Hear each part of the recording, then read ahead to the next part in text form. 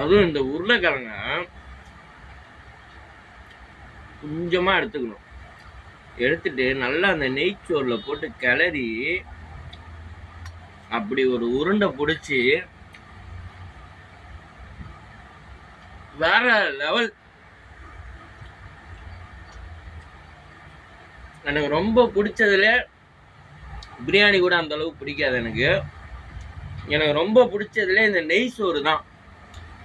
நெய்ச்சோறு with chicken kurma வேற லெவல்ல இருக்கும். பிரியாணி கூட சலிச்சிரும், தொடர்ந்து ஒரு 3 நாள் சாப்பிட்டாலே சலிச்சிரும்.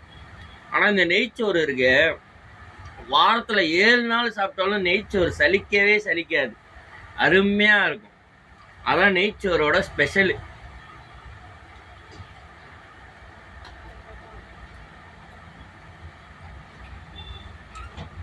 சொல்லு தலைவா. செருப்பு எடுத்துக்கிறோம். எடுத்துக்கோ தலைவா. சாப்பிடுறது. சரி வரேன் பாஸ்.